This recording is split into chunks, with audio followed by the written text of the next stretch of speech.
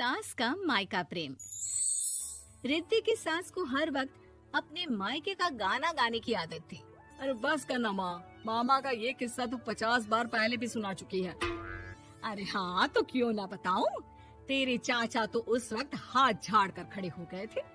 तब मामा ही था तेरा जो आगे आया और मदद की। देखो अब ठीक है ना, जो हो गया सो हो गया। क्यों एक बात को हमेशा गाती रहती हो। अब तो बहू घर आ गई है, उसे तो सबको मान कर चलना है ना, कि सिर्फ सास का मायका ही समझेगी वो। तभी वहाँ रिद्धि आ जाती है। माँ, आज मैं घर जा सकती हूँ? माँ को मेरी बहुत याद आ रही है। शादी के बाद एक बार भी नहीं गई। हाँ तो कौन जाता है।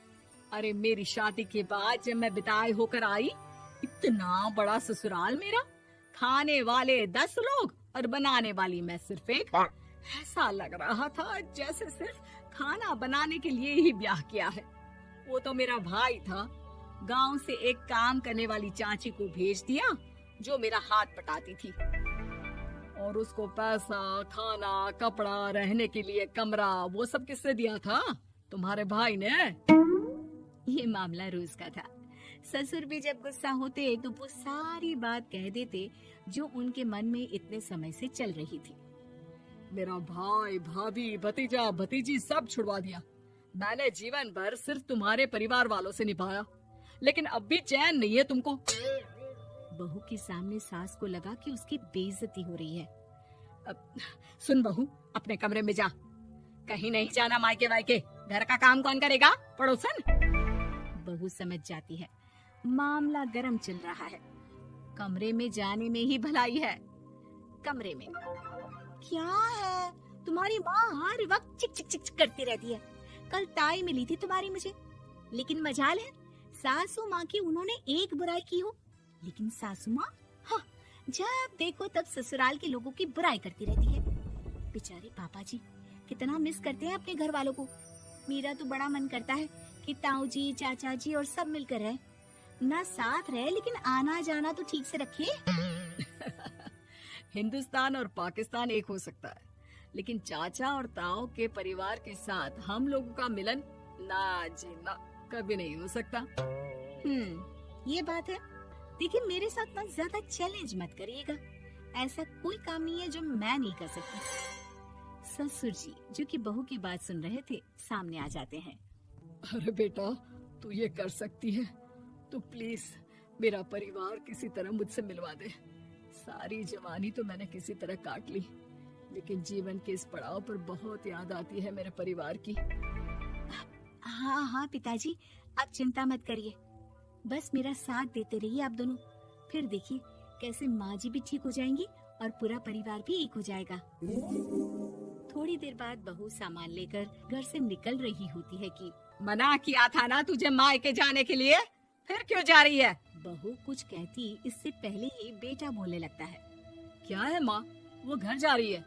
वैसे भी उसके माता पिता ने मुझे 10 लाख दिए तब जाकर मेरा काम शुरू हो पाया, वरना तूने मेरे लिए किया क्या है? अरे वाह बेटा, बचपन से पढ़ाया लिखाया, तेरे दुख दर्द में जगी, और आज वो लोग तुझे सही लग रहे हैं। और फिर ससुराल में लड़की खुश रहे, ये तो मायके वालों की जीवन भर की जिम्मेदारी रहती है। तो ये तुमको भी तो सोचना था ना। ताऊ जी ने पापा को पढ़ाया लिखाया, जब तुम नहीं आई थी तो पापा के लिए ताई जी ने पापा की माँ की तरह देखभाल की। अब बोलिए। अरे तू कुछ नहीं जानता बेटा, तेरे पापा को सब पता है, तभी वो उन लोगों से वास्ता नहीं रखते। मैं उन लोगों को जानता हूँ, लेकिन मैं तुम्हें नहीं जानता कि तुम्हारे मन के लायक काम नहीं हुआ तो तुम घर की शांति बर्बाद कर दोगी। सास जोर जोर से चिल्लाने लगती है। तभी वहाँ सास का भाई आ जाता है। अरे क्यों आप लोग मेरी बहन को परेशान करते रहते हैं? पहले ये जीजा कम थे, जब बहू भी आ गई। बहन, मैंने तो 30 साल पहले ही बोला था, अपना हिस्सा ले और छोड़ इन लोगों को, चल अपने साथ। बहू समझ जाती है कि मामा ससुर की नजर किस पर है। देखा, तुम लोग मुझे अकेला मत समझना, मेरा भाई खड़ा है आज भी मेरे लिए। बहू मायके जाती है और आते वक्त साथ में एक नौकरानी ले आती है। अरे बहू, कुछ खाने को दे दे। अरे आंटी, क्यों भाभी को परेशान करती रहती हो? उनके भाई ने मुझे जिम्मेदारी दी है। किसी भी चीज की परेशानी नहीं होनी चाहिए भाभी को। जो चाहिए मुझे बोलने का। आय हाय, बहू के मायके वालों का इतना दखल। ये मेरा घर है, कोई कल का आए इसे पूरा कैप्चर कर ले, ये बर्दाश्त नहीं होगा मुझसे। क्या हो गया सासू माँ? क्यों सुबह सुबह चिल्ला रही हैं? चमेली, ओ चमेली, क्या कहा था मेरे भाई ने तुझे? अरे दीदी बहुत तेज है आपकी सासू माँ। मैंने तो बोला कुछ चाहिए तो मांग लो मुझसे। अरे निकल यहाँ से, घर को रेलवे स्टेशन बना रखा है, जो देखो वो घुमा जा रहा है यहाँ से वहाँ। ये कहीं नहीं जाएगी। ये जाएगी तो घर का काम कौन करेगा? मैं। हाँ, और क्या करती है बहुएं? घर का काम ही तो करती है, इसमें नया क्या है? तभी वहाँ ससुर जी आ जाते हैं। हाँ, तो यही बात तो तुम्हें भी समझनी चाहिए थी ना। आज बहू के मायके से नौकर आ गया तो तुम्हें बुरा लग रहा है? अरे तो उस वक्त गर्मा गर्म खाना तो सबने खाया ना। ऐसा तो नहीं है कि मेरे मायके का नौकर था तो सिर्फ मेरे लिए बनाता था। अरे निकालो इसे, फिलहाल बाद में बात करती हूँ। सास का गुस्सा जोर से नौकरानी पर फूटता है। तभी वहाँ बेटा सामान के साथ आकर खड़ा हो जाता है।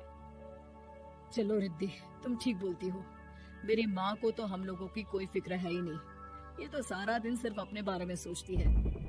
और देखिए, मैं अब से कह रही हूँ कि अब से इस घर की तरफ आपको देखना भी नहीं है। नहीं आना आज के बाद इन लोगों से मिलने।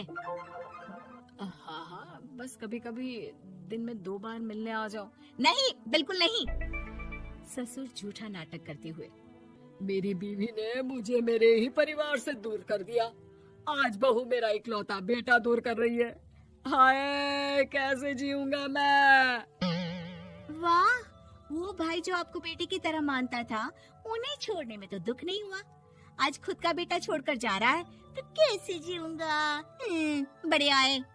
अब सास समझ चुकी थी कि उससे गलती क्या हुई है। मुझे माफ कर दे बहू, अब मेरी समझ में आ गया कि अपनों से दूर कर बीवियां पति का भला नहीं बल्कि उन्हें जीवन में अकेला कर रही है।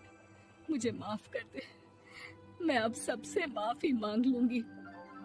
ससुर जी दूर से बहू को थम्स अप दिखाते हैं।